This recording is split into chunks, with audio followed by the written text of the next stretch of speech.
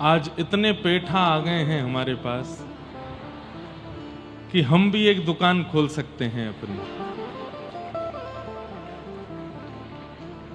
जब से आगरा में प्रवेश किए हैं पेठा ही मिल रहा है। एक जगह चाय पीने गए थे, थोड़ी सी, कोई ऐसा एडिक्शन नहीं है हमको, लेकिन कभी कभी चाय पान करते हैं, तो वहां पे चाय के साथ भी पेठा ही था। हमने कहा ये तो नमकीन होनी चाहिए चाय के साथ। तो बोले आपने कल पेठा का नाम लिया। मतलब कोई चीज प्रिय लगती है, लेकिन ऐसा थोड़ी कि उठो तो पेठा, सो तो पेठा, चाय के साथ पेठा, पानी के साथ पेठा।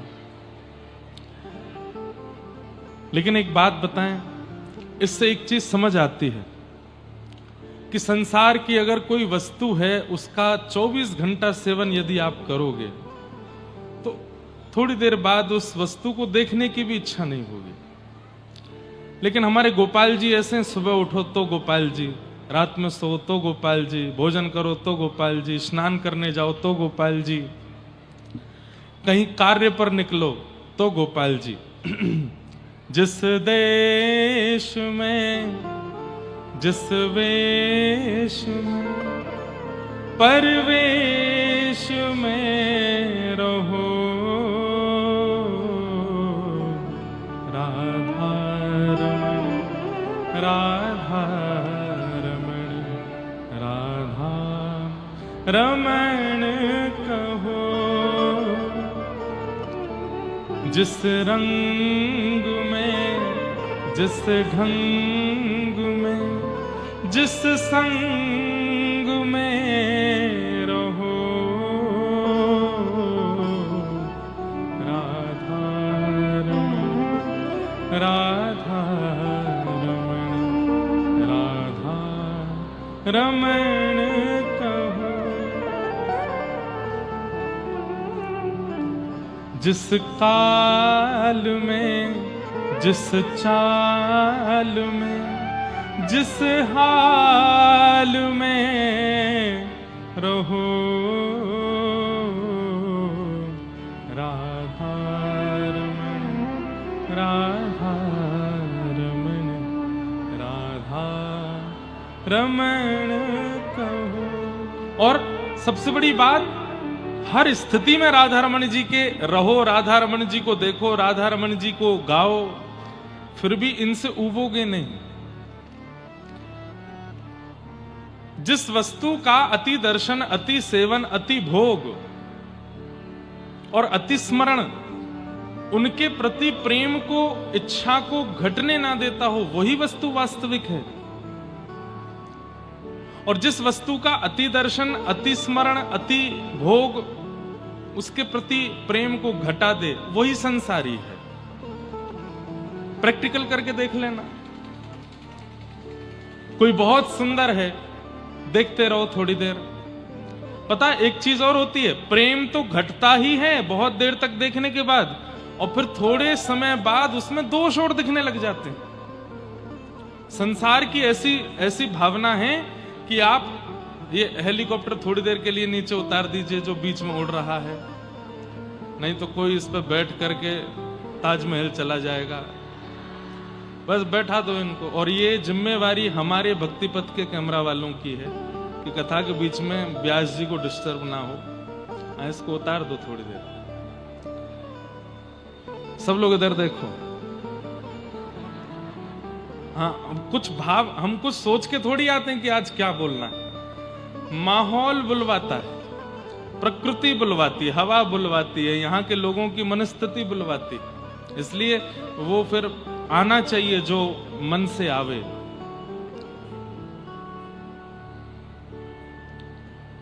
क्या बता रहा था मैं? हाँ, किसी अति सुंदर वस्तु का यदि आप संग कर रहे हैं, किसी अति सुंदर वस्तु का यदि आप भोग कर रहे हैं, किसी अति सुंदर वस्तु का यदि आप दर्शन कर रहे हैं, तो करते करते करते करते उसकी सुंदरता तो घट ही जाती है, फिर थोड़ी देर बाद उसमें दोष दिखने लग जाते।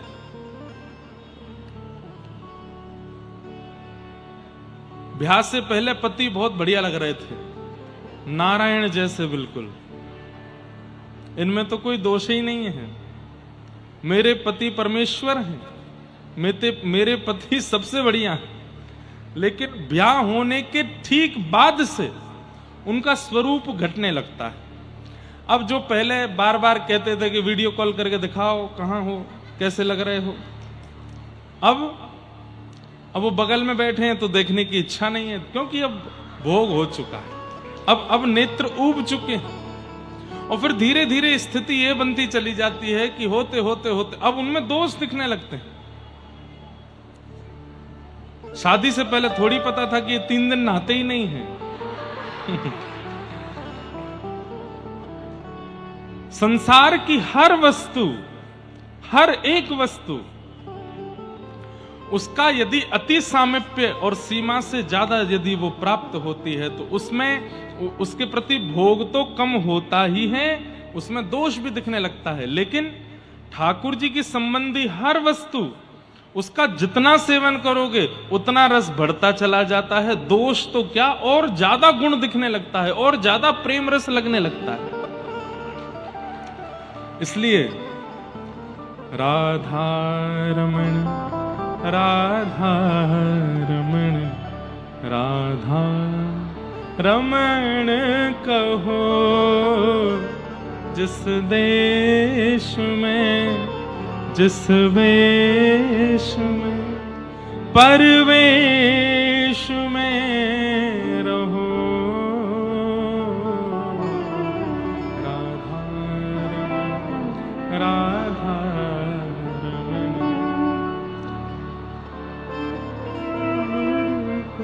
स्वामी श्री हरिदास जी के सन्मुख जब बिहारी जी प्रकट हो गए, श्री वृंदावन बिहारी लाल जब स्वामी जी के सन्मुख प्रकट हो गए तो स्वामी जी गाते हैं, ऐसे ही देखत रहूं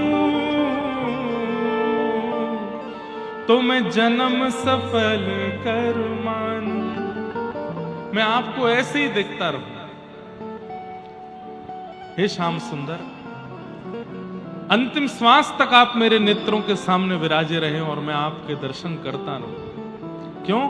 क्योंकि वो दर्शन उबाता नहीं है, उस दर्शन से हम ऊबते नहीं हैं। ऐसे ठाकुर जी की मधुर कथा है, ऐसे ठाकुर जी के मधुर दर्शन हैं, ऐसे ठाकुर जी के मधुर कीर्तन भजन आदि आदि सब भाव हैं। तो कल प्रथम दिवस की कथा हम लोगों ने महात्मा का थोड़ा भाव सुना, उसके बाद कल धुंधुकारी का प्रसंग बहुत सूक्ष्म में कह के हम आगे निकल गए थे। कथा लगभग सब लोगों को पता होगी कि आत्मदेव नाम के ब्राह्मण थे जिनके कोई संतान नहीं थी। तब उनके घर में संत ने एक फल दिया था, जो कि फल उनकी पत्नी ने गौ माता को दे दिया, और गौ माता के गर्भ से गोकर्ण जी जन्मे, और उनकी पत्नी अपनी सहेली के पुत्र को अपना पुत्र बना करके ले आई, जिसका नाम धुंधुकारी। धुंधुकारी इतना दुष्ट था कि उसने माता पिता की बिल्कुल नाक में दम कर रखा था, सारे उल्टे काम करता था। बंधुओं, एक पाप की लिस्ट है, थोड़ा ध्यान से सुनिएगा। कौन कौन से ऐसे पाप हैं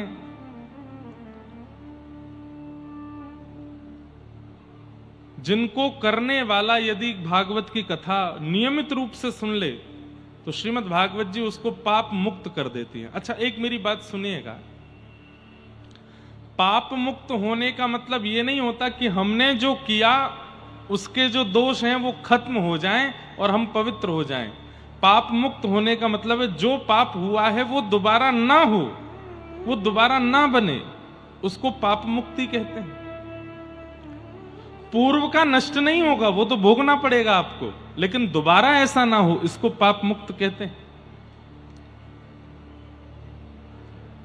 ये मानवा पाप कृतस्तु सर्वदा सदा दुराचार रता विमार्गगा क्रोधाग्नि दग्धा कुटिलस्य कामिनः सप्ताह यज्ञेन कलौ पुनन्ति ते।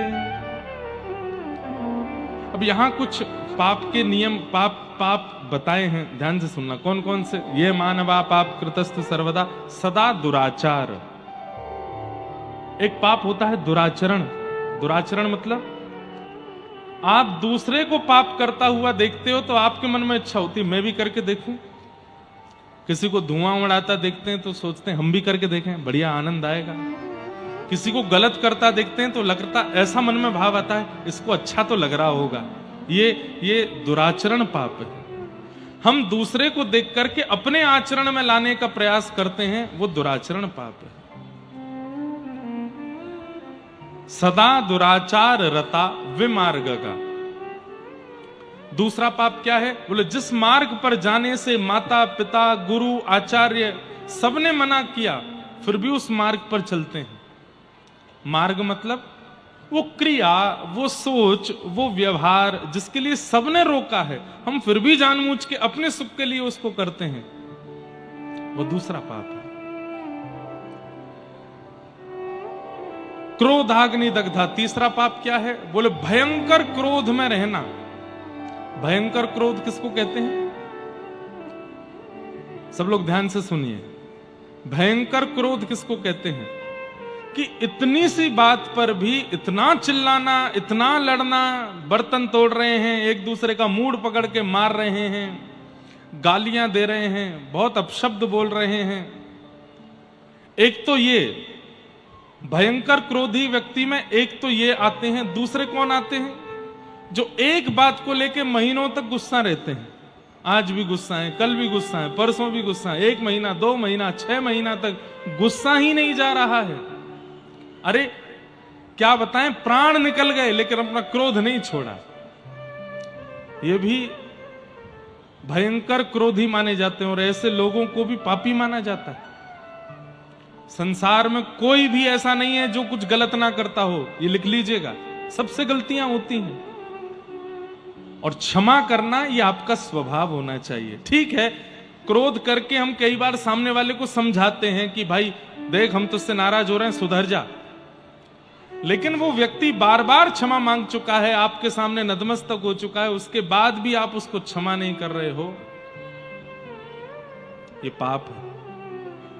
शरण गए प्रभु ताहि ना त्यागा। विश्वद्रोह, गोस्वामी जी कहते हैं कि विश्वद्रोही यदि क्यों ना आ जाए, वो भी राम जी की शरण में जाता है तो राम जी उसको भी क्षमा कर देते हैं। हम आप जैसे कैसे लोग हैं? यहां सास बहू को इसलिए क्षमा नहीं कर रही है क्योंकि बहू ने दाल अच्छे से नहीं बनाई थी, इसलिए क्षमा नहीं। इतनी सी बात पे गुस्सा। पिता पुत्र को इसलिए क्षमा नहीं कर रहा है क्योंकि उसने जितने % बोले थे बेटा लेके नहीं आया, इसलिए क्षमा नहीं कर रहा है। बहन भाई को इसलिए क्षमा नहीं कर रही है क्योंकि उसके मनपसंद कपड़े नहीं दिलाए, इतनी सी बात पे गुस्सा। जीजाजी साले को इसलिए क्षमा नहीं कर रहे हैं कि जीजाजी आए थे तो पैर नहीं छुए, दोनों एक ही छुए, एक छुआ दूसरा नहीं। ऐसे भी जीजा होते हैं संसार में। इतनी छोटी छोटी सी बात पर नाराज होना और उस नाराजगी को बहुत लंबे समय तक रहना, रूठे रहें और महाराज क्रोध में भरे हैं, ऐसे लोग भी पापी माने जाते हैं, उनको भी नरक जाना पड़ता है। इसलिए मृत्यु आवे उससे पहले पहले सबको क्षमा कर दो। जिससे भी जो भी अपराध हुआ है आपकी नजरों में और आप उससे रूठे बैठे हो, आज लिस्ट बनाओ उसकी, कल से ही फोन घुमाओ, अच्छा ठीक है भाई छोड़ो, जो तुमने किया हम क्षमा करते। लेकिन हां, सामने वाले ने क्षमा मांगी हो तो ही। सामने वाला अपराध करके आपके पूरे घर को कलंकित करके या बहुत बड़ा कुछ गुनाह करके और उसके बाद भी चौड़ा बैठा तो क्षमा मत करो। लेकिन हाँ, सामने वाला एक बार क्षमा मांग चुका है, दीनता में आ चुका है, उसके बाद भी आप क्षमा नहीं करोगे तो आप पापी माने जाओगे। क्षमा करो। अब कई लोगों के प्रश्न आएंगे, मुझे पता है, महाराज जी क्षमा मांगने के बाद भी गलती करता है, फिर क्या करें? क्षमा मांगने के बाद भी गलती करे तो अगली बार ऐसा कह करके क्षमा करो कि अगर दोबारा किया तो जीवन में बात नहीं करेंगे, और फिर भी गलती करे तो फिर मत करना। आपने अपना कर्तव्य किया, एक बार की क्षमाई पर क्षमा किया। क्रोधाग्नि दग्धा, भयंकर क्रोधी जो है उसको भी पापी माना जाता है। कुटिलश्च कामिनः, कुटिल कौन है? सामने आएंगे तो आप बहुत अच्छे हो, मैं आपका भाई हूं, मैं आपका शुभ चिंतक हूं, और जैसे ही आप चले जाओगे तो आपका काम कैसे बिगड़े उसकी पूरी योजना बनाता है। आप कैसे गिरो, आपका पतन कैसे हो, आपका नाश कैसे हो, आपके सामने आपका शुभ चिंतक बनता है और पीछे से आपकी पूरी योजना बिगाड़ने की करता है। ऐसा व्यक्ति कुटिल है, वो भी पापी है। ये बातें हम इसलिए बताते हैं कि यदि ये लक्षण वाले भी यहां बैठे हैं तो वो संभल जाएं कि नहीं, ऐसा नहीं करना है हमें, ये पाप है। कई लोग ऐसे होते हैं, वो जब मिलते हैं तो बहुत प्रेम से मिलते हैं। आपके जीवन में कष्ट आने पर सबसे पहला फोन ही उन्हीं का आता, भैया तुम बिल्कुल चिंता मत करना, हम खड़े हैं तुम्हारे साथ। और जैसे ही आप फोन रखते हैं तो वे ही 10 लोगों को खड़ा करते हैं आपके साथ बुरा व्यवहार करने के लिए। और फिर आप उन्हीं को फोन कर रहे हो, अरे भैया देखो ऐसा हो रहा है, ऐसा, अरे मैं तो देख रहा था बहुत कष्ट हो रहा है, कोई बात नहीं सब ठीक होगा। फिर फोन रख के फिर चौथे को, अरे उसको ऐसा करो। ऐसे व्यक्ति कुटिल माने जाते हैं और वो भी पापी। और अगले पापी बताए कामिनः। अच्छा एक बात आपको बताऊं, शास्त्रों में ऐसी भावना है कि क्रोधी और कामी ये दोनों व्यक्ति एक ही होते हैं। अगर कोई व्यक्ति भीतर से भयंकर कामी है तो उसका क्रोध बहुत होगा, ये निश्चित है। क्योंकि काम एक ऐसी वस्तु है जिसको व्यक्ति छुपाता है, लेकिन कामी व्यक्ति में क्रोध बहुत आ जाता है तो क्रोध से पता चल जाता है कि कामी है। इसलिए यदि कोई बहुत क्रोध दिखा रहा है तो इसका मतलब भीतर ही भीतर समझ जाइए इसमें दूसरा वाला दुर्गुण भी है। लेकिन ये जितने भी पाप के स्वरूप हैं, इन सब पाप के स्वरूपों की एक ही दवाई है, क्या? सप्ताह यज्ञेन कलौ पुनन्तिते, ये भागवत की कथा। अगर कोई 7 दिन बैठ करके नियमित रूप से कथा सुन ले और जो सुनी हुई बात है उसको जीवन में उतारने लग जाए तो 7 दिन की कथा उसके समस्त कल्मशों को नाश कर देते। सप्ताह यज्ञेन कलौ पुनन्तिते। सत्येन हीना पितृमात्र दूषका। और कौन कौन से पाप बताए? बोले सत्येन हीना, जो बिल्कुल सत्य नहीं बोलता, बात बात पर झूठ बोलता है, हर दिन झूठ बोलता है। मैं कथाओं में कहा करता हूं कि लोग काउंटर रखते हैं हाथ में, उसमें जपते रहते हैं राधा राधा राधा राधा राधा राधा। एक काउंटर आज ही खरीदिए, लेकिन उस पर नाम मत जपिएगा। जितने भी पाप हमने बताए ये जब जब आपसे बने उसको दबाइएगा। जब झूठ बोलो तब दबाओ, किसी के साथ बुरा करो तब दबाओ, किसी पे क्रोध करो तब दबाओ। जब किसी पे क्रोध करो तो उसको 10 बार दबाना, 1 2 3 4 5 6 7 8 9 10। और महीने भर तक उसकी गिनती मत देखना, महीने भर तक रोज काउंटर हाथ में रखो, जब भी कुछ गलत करो दबाओ दबाओ दबाओ। और 1 महीना पूर्ण होने के बाद फिर देखना, संख्या देख करके रूह कांप जाएगी आपकी। सपना आने लगेगा कि नरक में मेरे लिए स्थान रखा होगा, इतने पाप मुझसे हो गए। हम मानव बड़े विचित्र हैं, अच्छे कर्मों की गिनती करते हैं, बुरे कर्मों की कोई गिनती नहीं है। इसलिए बुरे कर्मों की सारी जो नोटबुक है वो यमराज रखते हैं हमारी, क्योंकि हम नहीं लिखते। हम क्या लिखेंगे?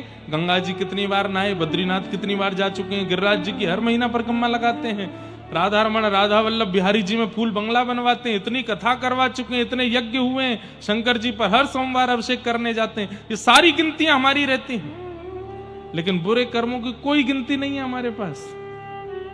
अपनी पत्नी से लड़ते हैं, बच्चों को गालियां देते हैं, उल्टा सीधा खाते पीते हैं, पड़ोसी से चिढ़ते हैं, भुआ के, चाचा के, ताऊ के बच्चों के साथ गलत व्यवहार करते हैं, माता पिता के साथ दुर्व्यवहार करते हैं, इनकी कोई गिनती हम नहीं करते।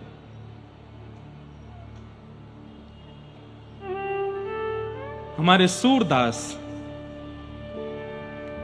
इतने बड़े कवि और ठाकुर जी के सामने खड़े होके क्या कह रहे हैं? नेत्र नहीं है उनके पास। मौसम कौन कुटिल खल कामी, मौसम कौन कुटिल खल कामी, जो तन दियो ताहि बिसरायो, जो तन दियो ताहि बिसरायो,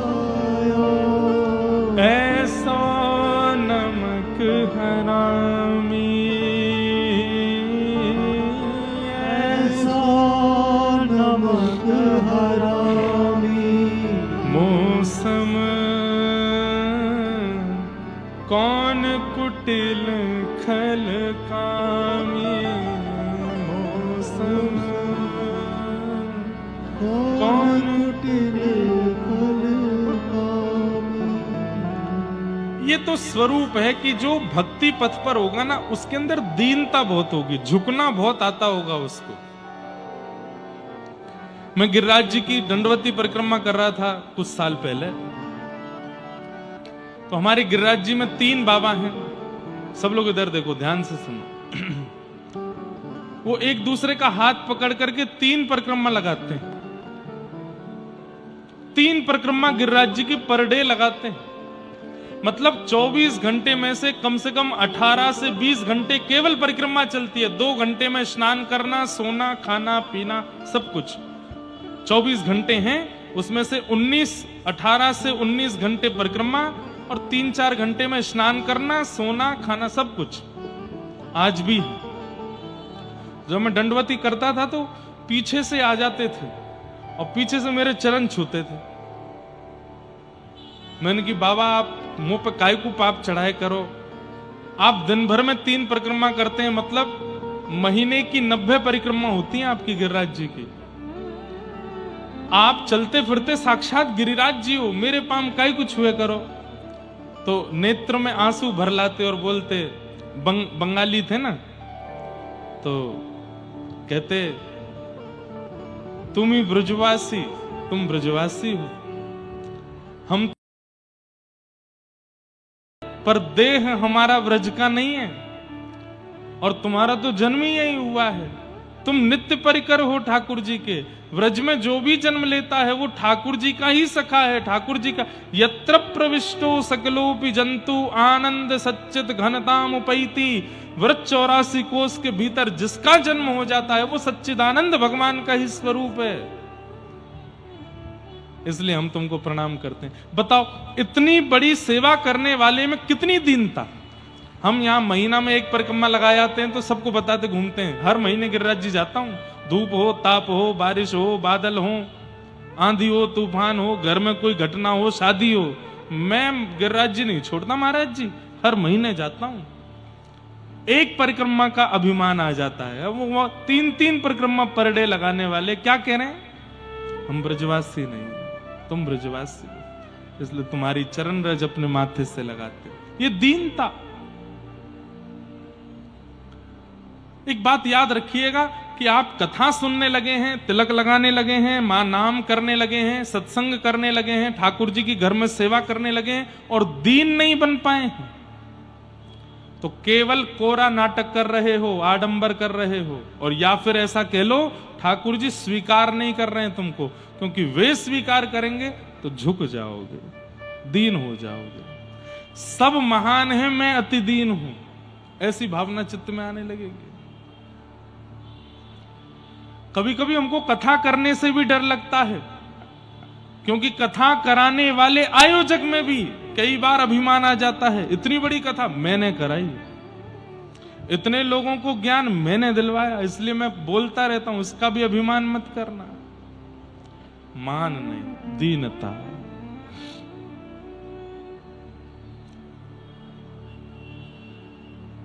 तो सत्येन हीना पितृमात्र दूषका। कई लोग बोलते हैं महाराज जी चकानैन सुनाओ, कई लोग बोलते हैं राधा गोरी गोरी सुनाओ, कई बोलते हैं ये सुनाओ, ये सब मिठाई है। मिठाई खाने का अधिकार तभी मिलेगा जब खूब करेला खाया होगा। मिठाई खाने का अधिकार तभी मिलेगा जब शरीर में शुगर लेवल नॉर्मल होगा, और उसके लिए ज्ञान रूपी करेला आपको खाने पड़ेंगे। इसलिए हम कथा में पहले ऐसी योजनाएं, ऐसी भावनाएं, ऐसी सब चीजें सिखाते हैं कि आप मन बुद्धि चित्त से ऊपर उठ जाओ, तब गाओ जगन्नाथ चकानैन, तब गाओ राधा गोरी गोरी, तब गाओ ऐसो चटक मटक सो ठाकुर। नृत्य करने की स्थिति, कीर्तन करने की स्थिति तब आवेगी। कीर्तन जहां पर ठाकुर जी की कीर्ति गाते गाते हम तन से ऊपर उठ जाएं, वो कीर्तन है। इसलिए ये कथाएं ध्यान से सुना कीजिए, ये समझना बहुत जरूरी है। माता पिता से द्रोह करने वाला बालक, उसको भी नरक जाना पड़ता है। कई मेरे पास पत्र आते हैं, हमारी माताजी ऐसा व्यवहार करती हैं हमारे साथ, हमारे पिताजी ऐसा व्यवहार करते हैं। अब कहां तक कहें हम। आजकल युवा बहुत कथा सुनने लगे हैं। ऐसे ऐसे युवाओं के पत्र आए हैं कि आप यदि पढ़ लेंगे तो आपकी रूह कांप जाएगी। एक बालक कानपुर का, वो छुप छुप के मेरी कथा सुनने आता है। एक दिन मैं कहीं से जा रहा था तो बहुत रोया। मैंने उसको एकांत में बुला के पूछा क्या बात है। बड़ी मुश्किल से 10 मिनट पानी वानी पी के तब उसने बताया कि महाराज जी मैं पढ़ने में बहुत अच्छा हूं, सब कुछ बहुत अच्छा है। मैंने पिताजी को बोल भी दिया कि मैं जॉब करूंगा, आप जैसा कहोगे वैसा रहूंगा, मुझे महीने में एक कथा सुनने जाने दिया करो। इस बात से वो इतने नाराज हो गए, मेरी उनसे थोड़ी लड़ाई हुई, कथा में जाने दिया करो, नहीं माने। तो मैंने कहा अब क्या हुआ। बोले कल रात में सो रहा था तो मेरा उन्होंने तकिए से मुख दबा दिया। मैंने कहा ये पिता नहीं कर सकते। वो कसम खा के बोला, बोले मेरे पिताजी ने ऐसा किया, मैं क्या करूं। हमने उसको एक ही बात समझाई। मैंने कहा भैया देखो, वैसे तो ऐसा पिता कर नहीं सकते, लेकिन श्रीमद् भागवत जी प्रमाण देती हैं जब हिरण्यकश्यप अपने पुत्र प्रहलाद को मारने की पूरी योजना बना सकता है, तो आज के माता पिता तो कलयुगी हैं, वो भी कर सकते हैं। लेकिन श्रीमद् भागवत जी इस बात का भी प्रमाण देती हैं कि प्रहलाद जी ने अपने पिता का त्याग नहीं किया। इसलिए बेटा, वो भले ही तुम्हारे पिता तुम्हारे संग ऐसा व्यवहार, तुम त्यागो मत उनको। ठाकुर जी से प्रार्थना करो, नाथ इनका मंगल करो, इनकी बुद्धि सुधारो, इनका मन सुधारो। कोई बालक आकर के बताते हैं, बोले जब से हम कथा में आने लगे हमारे पिताजी जिद में आकर के घर में मदिरा पान करते हैं कि तू जा कथा में, हम तो घर को नरक बनाएंगे। ऐसी भी क्या जिद है, ऐसे भी माता पिता होते हैं। तो कई बार हमें लगता है बालकों को कम समझाना है, बड़ों को ज्यादा समझाना है आजकल तो। लेकिन फिर भी माता पिता चाहे जैसे हों, उनका त्याग या उनके साथ दुर्व्यवहार नहीं करना है, भागवत जी की आज्ञा। पितृमात्र दोषका। इस प्रकार पापों में रमे हुए लोग यदि भागवत जी का श्रवण करते हैं और नियमित रूप से श्रवण करते हैं, एक आसन पर बैठ करके जो कही गई बात है उसको मनन चिंतन करके जीवन में लाना प्रारंभ करते हैं, तो सप्ताह यज्ञेन कलौ पुनन्तिते, 7 दिन में ही उनका पवित्र होना निश्चित है। धुंधुकारी महादुष्ट हो गया, माता पिता के साथ दुर्व्यवहार करने लगा। एक दिन माता जी ने कुआं में कूद करके प्राण त्याग दिए धुंधुकारी के कारण, और पिताजी घर छोड़ करके वन में चले गए। तब वहां पर गोकर्ण जी ने उनको ज्ञान उपदेश किया। ये 2 श्लोक समझने हैं आपको, कैसे भी समझने हैं, ध्यान से सुनिएगा। घर से परेशान, पुत्र से परेशान आत्मदेव जी वन में बैठे हैं और तब गोकर्ण जी महाराज उनको ज्ञान उपदेश करते हैं। क्या कह रहे हैं? देहे स्थिमां सरुधिरे भिमतिं त्यजत्वम् जायासुतादिषु सदा ममतां विमुञ्च पश्यानिशं जगदिदं क्षणभङ्गुनिष्ठं वैराग्यरागरसिको भवभक्तिनिष्ठः। ध्यान से सुनो। देहे स्थिमां सुरुधिरे भिमतिं त्यजत्वम्। हमारे जीवन में दुख के दो ही कारण हैं। यहां बैठा हर व्यक्ति जो भी दुखी है, अब जो भी दुखी है का मतलब यह नहीं है कि यहां पर कम लोग दुखी हैं, सब दुखी हैं। कोई खुश नहीं है। किसी से अगर आप एकांत में, किसी भी राह चलते व्यक्ति को एकांत में ले जाकर के बोल, भैया तुम सुखी हो, कोई दुख तो नहीं? नहीं भैया है, दुख तो है। काय बात से दुखी हो? इस बात से दुखी है।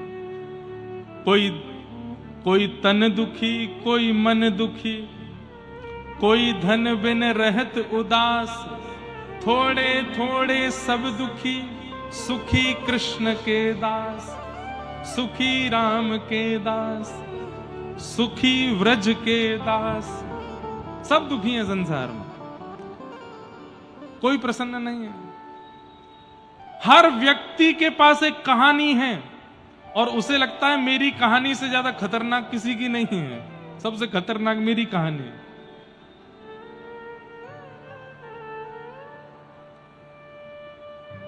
अगर कोई पिक्चर ऐसी बने जिस पिक्चर में हीरो सुखी ही सुखी रहता है, वो पिक्चर फ्लॉप हो जाएगी। अगर कोई ऐसी पिक्चर बने बड़े पर्दे की जिसमें जो एक्टर है वो सुखी दिखाया है, उसके जीवन में कोई दुख नहीं है, सब सुख ही सुख है, सुख ही सुख है, वो पिक्चर चलेगी नहीं, फ्लॉप हो जाएगी। लेकिन उसी पिक्चर में जो हीरो है, उसकी माताजी चली गई, उसकी प्रेमिका छोड़ के चली गई, और बढ़िया बनानी है तो प्रेमिका ने कहीं और ब्याह कर लिया, और बढ़िया बनानी है तो उसका दूसरा कोई जीवन में आ गया, वो भी छोड़ के चला गया, उसने भी कहीं और, इतनी सुपर डुपर हिट हो जाएगी। क्यों? दुखी दिखाया है। लोग बाग दुखी हैं, और जब उनको दुखी व्यक्ति बड़े पर्दे पर दिखता है तो वो रिलेट करते हैं, ये तो हमारे साथ भी होता है, ये तो हमारे साथ भी हो रहा है। संसार में सब दुखी। और आपको पता है पृथ्वी का नाम भागवत में क्या बताया गया? दुखालयम शाश्वतम। क्या है? दुखालयम शाश्वतम। जैसे भोजनालय में भोजन मिलता है, पुस्तकालय में पुस्तक मिलती है, कार्यालय में कार्य किए जाते हैं, विद्यालय में विद्या अध्ययन किया जाता है, ऐसे ही दुखालय में दुख ही मिलता है। सब दुखी हैं संसार में, कोई सुखी नहीं है। ये बातें इसलिए बताई जाती हैं कि थोड़ा हंसो, क्योंकि आप अकेले दुखी नहीं हो, सब दुखी हैं यहां पे, कोई प्रसन्न नहीं है। लेकिन फिर भी कई लोगों को लगता है अरे महाराज जी मेरा दुख अभी पता नहीं है आपको, वो सुन लोगे तो आप कहोगे कि मुझसे ज्यादा दुखी कोई नहीं। कुंती महारानी श्रीमद् भागवत में भगवान से कहती हैं, विपदः सन्तु न शश्वत तत्र तत्र जगद गुरो भवतो दर्शनम यत्स्यात् अपुनः भव दर्शनम। आहा, कितनी अद्भुत बात। कुंती कहती हैं हाथ में लग जाना, सिर में दर्द हो जाना, धन का चले जाना, पुत्र का चले जाना, पति का चले जाना, पत्नी का चले जाना, परिवार का नष्ट हो जाना, मन चाही वस्तु ना मिलना, ये विपत्तियां नहीं हैं। तो फिर विपत्ति क्या है? बोले हम जीवित हैं और फिर भी हमें कृष्ण का स्मरण नहीं होता, इससे बड़ी विपत्ति कोई नहीं है। ठाकुर जी को याद ना करना ये सबसे बड़ी विपत्ति है। और ठाकुर जी की याद बने रहना, यह सबसे बड़ी संपत्ति है। चाहे मेरे जीवन में कैसी परिस्थिति आ जाए, लेकिन मेरा चित्त कभी राधा रमण जी का चिंतन छोड़ता नहीं है, तो मैं सबसे बड़ा धनवान हूं। लेकिन जीवन में आने वाली एक परिस्थिति भी अगर ठाकुर जी को विस्मृत कर देती है, ठाकुर जी को भुला देती है, यह सबसे बड़ा दुख है कि मैं ठाकुर जी को भूल गया। वास्तव में आप नहीं भूले, ठाकुर जी आपको भूल गए। यदि आज 24 घंटे में ठाकुर जी को आपने याद नहीं किया, तो यह मत सोचना कि ओहो मैं बहुत व्यस्त था, मैं बहुत प्रसन्न था आज, मैं बहुत खुश था आज ठाकुर जी को याद नहीं कर पाया। नहीं, ठाकुर जी ने आपको याद नहीं किया। आप कौन होते हो उनको याद करने वाले? लेकिन हर स्थिति में आपके चिंतन में वही चलते रहते हैं, तो इसका मतलब ठाकुर जी आपको याद कर रहे हैं। और इससे बड़ी संपत्ति क्या होगी कि ठाकुर जी आपको याद करें। तो मतलब डेफिनेशन सीधी है, आप ठाकुर जी को याद नहीं करते हैं, आप ठाकुर जी को नहीं भूलते हैं। जिस दिन ठाकुर जी की याद आवे, सोचो ठाकुर जी आपको याद कर रहे हैं, और जिस दिन ठाकुर जी की याद ना आवे, समझो ठाकुर जी आपको भूल गए। यह सोचा कीजिए।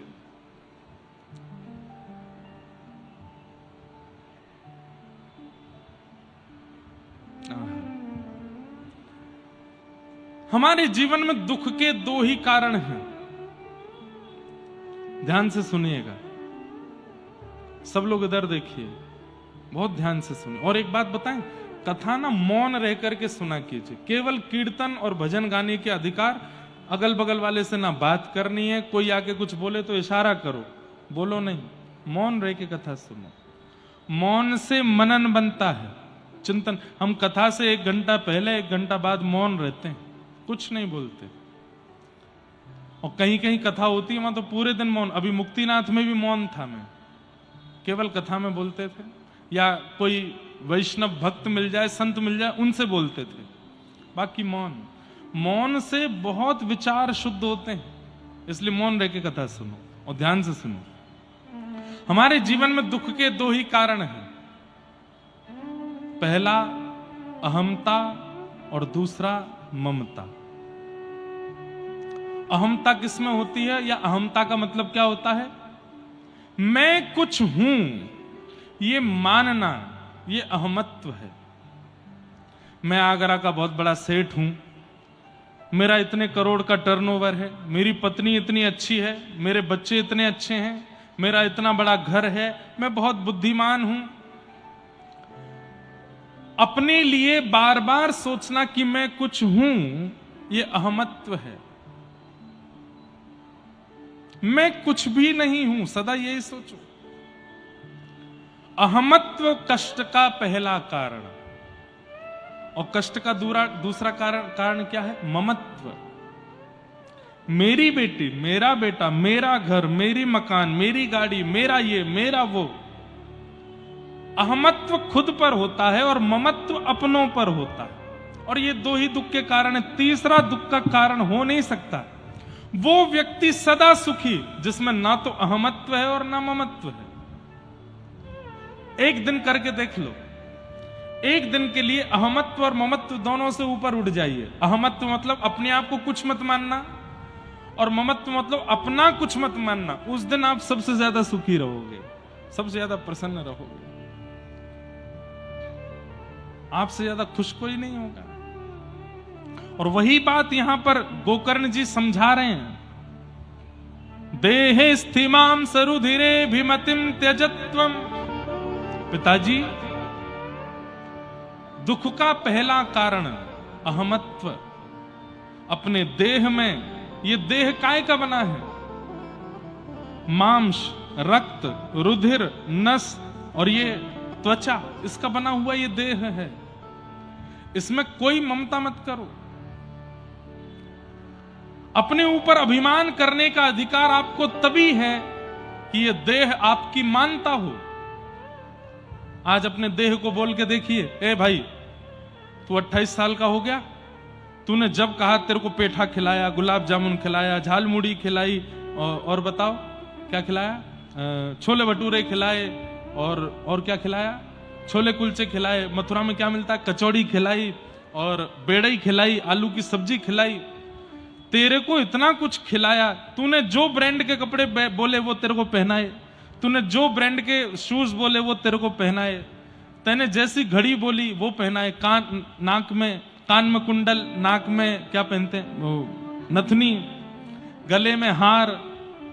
मतलब अपने देह से बात करना एक बार, जैसा तूने चाहा, बल्कि तेरी उम्मीदों से ज्यादा तुझको मैंने दिया। 28 साल हो गए, आज मेरी बात मानेगा क्या? चल अब तू पतला होना शुरू हो जा, मेरी बात मान ले। तेरी हमने 28 साल मानी, तू एक बार नहीं मानेगा मेरी? चल अब एक काम कर। बोले क्या? बाल सफेद नहीं होने चाहिए, एक भी बाल सफेद मत करियो, मानेगा? अच्छा चल एक बात मान ले। बोले क्या? ये मुख पर झुर्रियां नहीं आनी चाहिए, मैं भले ही 40 का हो जाऊंगा फिर 50 का होऊंगा, बूढ़ा नहीं होना। देख तेरे मैंने कितना माना ना तुझको, तू मानेगा ना मेरी बात? शरीर मानेगा आपकी? तो फिर शरीर पर अभिमान कैसा जो आपके ही कंट्रोल में नहीं है, जो आपके ही वश में नहीं है।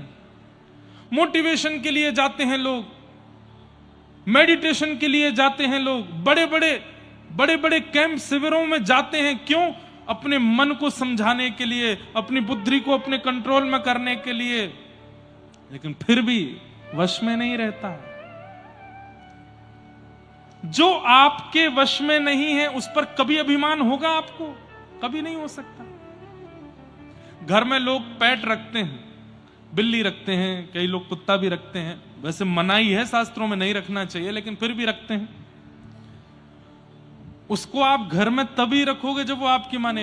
चलो खड़े होके दिखाओ, वो खड़ा हो जाए। चलो बैठ जाओ, चलो चलो चलो अपने कमरे में जाओ। लेकिन वो आपकी मानता ही नहीं है। घर पे आने वाले हर अतिथि को खा जाता है, आपके रसोई में जाके सब फैलाया आता है, आपकी एक नहीं सुन। क्या करोगे? उसको निकाल दोगे घर से। लेकिन ऐसे ही एक पेट को हमने रखा है जो हमारी बिल्कुल नहीं मानता। हमारा खुद का शरीर,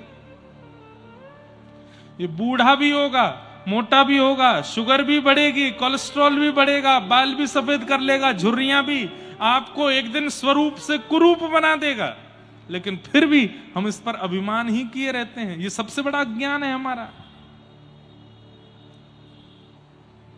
जिस दिन आपने समझ लिया ये बात कि ये अपनी करने वाला है, मेरी बिल्कुल सुनने वाला नहीं है, तो मैं इस पर अभिमान क्यों करूं? आपसे बड़ा सुखी कोई नहीं होगा। अहमत्व दुख का पहला कारण। कई लोग समझ गए बात को, कई लोग कह रहे हैं बात तो बढ़िया कर रहे हैं, का खुद का भी तो शरीर है, ये अपने शरीर के लिए भी तो करते ही होंगे। करते हैं, हम भी करते हैं, जितना आवश्यक है सब करते हैं। लेकिन हम सत्य बताएं, कोई प्रशंसा के भाव से नहीं बता रहे। हमको कोई आगे कुछ पहना जाए तो हम पहन लेते हैं, हमको कोई आगे कुछ दे जाए तो दे रख लेते हैं। कोई ऐसी अपनी इच्छा कुछ नहीं रह गई है, कुछ भी नहीं। और ये भागवत जी की कृपा है कि अपनी इच्छा कुछ भी है ही नहीं। जैसे जो मिल जाता उसमें प्रसन्न है। ठाकुर जी 10 साल पहले कथा करवाने शुरू किए, कोई सुनता नहीं था तब भी कथा करते थे। आज इतने लोग सुनते तो भी कर रहे हैं। आगामी 10 साल बाद फिर कोई नहीं सुनेगा तब भी करेंगे। लेकिन उसमें कोई अहमत्व ममत्व नहीं। और ये हम स्वयं को ही सुनाते हैं कथा, अपने आप को ही बता रहे हैं कथा। तो पहला दुख का कारण क्या है? अहमत्व। अहमत्व शरीर में होता है। और दूसरा दुख का कारण है ममत्व। इस शरीर के जितनी संबंध हैं उन सब में ममत्व होता है। पत्नी में, बच्चों में, गाड़ी में, घोड़े में, घर में, दरबार में, धन में, धान्य में, सब चीजों में। जब अपना ही शरीर हमारा नहीं है तो फिर ये अपने जो बोलने वाले लोग हैं ये अपने कैसे हो सकते हैं? एक बार किसी घर में किसी की मृत्यु हो गई, पूरा घर रो रहा था। बच्चे रो रहे थे, पिताजी चले गए, पत्नी रो रही थी, पति चले गए, माता पिता रो रहे थे, बेटा चला गया, भाई रो रहे थे, हमारा भाई चला गया, मित्र रो रहे थे, हमारा यार चला गया। एक संत आए, संत ने आकर के बोला, ध्यान से सुनना, देखो अहमत्व और ममत्व ये निकलने वाला नहीं है। ध्यान से सुनना, ये निकलने वाला नहीं है हमारे जीवन से। पर कई बार नॉलेज होना जरूरी है, पता होना जरूरी है। कब निकल जाए कुछ कह नहीं सकते। ठाकुर जी की कृपा होगी तो निकल भी सकता है, इसलिए सुन लीजिए। निकलेगा नहीं या मेरे कहने से सब अहमत्व ममत्व से मुक्त हो जाएं, ऐसा होगा नहीं, पर सुन तो लीजिए।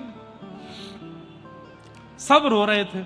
एक साधु गए, ए बालक तुम क्यों रो रहे हो? बोले मेरे पिताजी चले गए।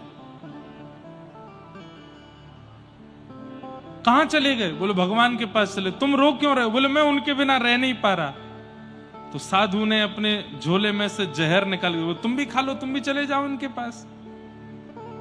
बालक बोला कैसी बात करते हो? बोले तुम इतना रो रहे हो, इतना तुम व्याकुल हो रहे हो, लो खा लो। अरे नहीं वो वाली बात नहीं है, हमको ये नहीं। तो क्यों? तुम रो रहे हो तो तुम भी चले। नहीं जाएंगे। इसका मतलब क्या? ये जितने अपने हैं ना, अपने अपने अपने अपने बोलने वाले, एक भी अपना साथ नहीं जाएगा। अकेले जला के आ जाएंगे आपको शमशान में, रोएंगे, बेहोश हो जाएंगे, रो रो करके बेहाल हो जाएंगे, लेकिन आपके साथ जाएंगे नहीं। जाओ अकेले। तो फिर ऐसों से प्रीति कैसी? जहां प्रियतम सो प्रीत घनेरी, सो देख डर जई हैं। मन पंछी उड़ जई हैं, जा दिन मन पंछी उड़ जई हैं। जा प्रियतम सो प्रीति घनेरी। अरे महाराज, यदि रास्ते में कोई जानवर मर गया हो तो आप बगल से निकल सकते हो, लेकिन कोई मानव मर गया हो, रास्ता घूम के जाते हैं। क्यों? कहीं हमारे ऊपर चिपट नहीं जाए। जीत की तो मृत्यु के बाद भी डर लगता है उससे। कभी कभी मैं सोचता हूं, क्या केवल मानवों की आत्मा भटकती है? जानवरों की भी भटकती होगी, लेकिन उनसे डर नहीं लगता हमको। मानवों से ही क्यों लगता? अरे अनजान मानव से तो लगता ही है। घर का व्यक्ति, अपना व्यक्ति भी यदि चला जाए तो पूरा घर रोता है, लेकिन उसके जाने के 5 दिन बाद यदि वो यमराज जी से कहे, देखो मेरी पत्नी कितना रो रही है, मेरे बच्चे रो रो के बेहाल हो रहे हैं, 1 सेकंड के लिए मुझे जाने दो इनके पास, और यमराज जी मानो आज्ञा दे दें, चल ठीक है जा। घर पे आया, बेल बजाई, बच्चे निकल के आए, और जैसे ही द्वार खोला, एक तो वहीं बेहोश हो गया और 2 डर के भागे, मम्मी बचाओ, भूत भूत भूत। अरे नहीं बेटा, मैं तेरा पापा। नहीं नहीं नहीं, भागो, भूत पिशाच निकट नहीं आवे, महावीर जब नाम सुना। आप तो चले गए थे। ये बातें यहां से नीचे नहीं कर सकते, यही कर सकते। क्यों? यहां से नीचे तो व्यवहार चलता है ना, यहां नहीं चलता। वास्तविकता यही है कि जिसके लिए हम इतना रो रहे हैं, जिससे हम इतना प्रेम मानते हैं, जिसको तुम अपना अपना कहे घूमते हो, वही डरते हैं आपसे मृत्यु के बाद। घर में यदि फोटो लगी हो जिनके प्राण चले गए हैं, वो किसी दिन आप भोजन कर रहे हो, आपने उनकी ओर देखा और वो अपने आंख मटका रहे हैं ऐसे, तो क्या होगा? इनकी फोटो भीतर रखो, आंख घुमाते हैं, कुछ तो गड़बड़ है। कैसे अपने? सारे अपने। एक बहुत सुंदर एक श्लोक है, धनानि भूमौ पशवश्य गौष्ठे, भार्याग्रहे द्वारि जनश्मशाने, देहश्चितायां स्वर देहश्चितायां परलोक मार्गे, धर्मानुगो गच्छति जीव एक। आपने जिनको भी अपना माना, एक भी आपके साथ नहीं जाएगा। प्रमाण के रूप में सुनिए, धनानि भूमौ। सब लोग ध्यान से सुनो। धन जहां रखा है वहीं रखा रहेगा। आपने इतना खून पसीना मेहनत करके धन कमाया, अपने पैर घिस दिए, अपने बाल सफेद कर दिए, पसीना पसीना हो गए, तब जाकर के इतना धन कमाया। वो धन आप पर इतनी भी संवेदना नहीं करता कि आप जब प्राण त्यागो तो यूं कहे, अरे स्वामी तुमने मुझे कमाया, अपने संग ले चलो। नहीं जाएगा, जहां है वहीं रखा रहेगा। धनानि भूमौ पशवश्य गौष्ठ, इतनी महंगी गाड़ियां लेकर के आए, नारियल फोड़ करके उस पर क्या स्वस्तिक बना करके, मुहूर्त दिखवा करके, उसके लिए गराज बनवाया घर में। उन गाड़ियों को सोचना चाहिए स्वामी जा रहा है, हम भी इसके साथ चले जाए। नहीं जाएंगी, खड़ी रहेंगी चुपचाप, मेंटेनेंस लेती रहेंगी अपना। आप कहोगे महाराज जी ये तो निर्जीव लोगों की बात कर रहे हो, धन और गाड़ी। जीवितों की बात करो तो जीवितों की बात सुनो। भार्या ग्रहे द्वारी, पत्नी 7 जन्म तक साथ रहूंगी आपके, पर कहां तक जाती है? केवल घर के द्वार तक, उसके आगे वो भी नहीं जाती। भार्या ग्रहे द्वार जन श्मशाने, आपको अपना कहने वाले आपके भाई मित्र बंधु सखा चाचा ताऊ जितने भी हैं वो भी केवल शमशान तक जाएंगे। आप कहोगे महाराज जी ये सब लोग तो संसार में आकर के मेरे बने, पर ये देह तो मां के गर्भ में भी मेरे साथ था, ये तो मेरे साथ आगे जाएगा ना। तो देहश्चितायाम, देह भी केवल चिता तक जाएगा। अग्नि लगाते ही जल करके यहीं भस्म हो जाएगा, कहीं नहीं जाएगा, देह यहीं रहेगा पृथ्वी पर। तो आपके साथ गया कौन? जीवन में जितना हरि नाम गाया, राधा नाम गाया, कृष्ण नाम गाया, गोपाल नाम गाया, भगवान नाम गाया, वो नाम प्रकट होकर के आपके साथ आगे की यात्रा पर जाएगा। धर्मानुगो गच्छति जीव एक, आपके द्वारा किया गया भगवद स्मरण, आपकी चिता में अग्नि लगने के बाद आपने जितने कर्म किए हैं अच्छे, जितने भी भगवान नाम गाए हैं, वो सब नाम रूप ही प्रकट हो जाएंगे और वो आपकी आगे की यात्रा पर साथ जाते हैं। सीधी बात, अंत में साथ क्या जाता है? हमारे कर्म जाते हैं। बुरे किए होंगे तो बुरे जाएंगे, अच्छे किए होंगे तो अच्छे जाएंगे। पर अच्छे बुरे कर्मों से भी ऊपर उठ करके बात है, इधर देखो, यहां देखो, यहां देखो, यहां देखो, भगवान नाम, भगवान नाम साथ जाएगा।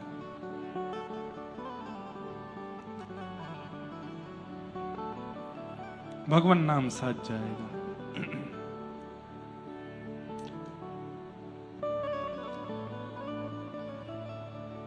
हरि नाम से तेरा काम बनेगा, हरि नाम से तेरा काम बनेगा, हरि नाम ही तेरे साथ चले, हरि नाम ही तेरे साथ चलेगा, हरि नाम लेने वाला, हरि नाम लेने वाला, हरि नाम गाने वाला, हरि नाम गाने वाला, हरि का है प्यारा, हरि का भजन करो, हरि है हमारा, का भजन करो, हरि है हमारा।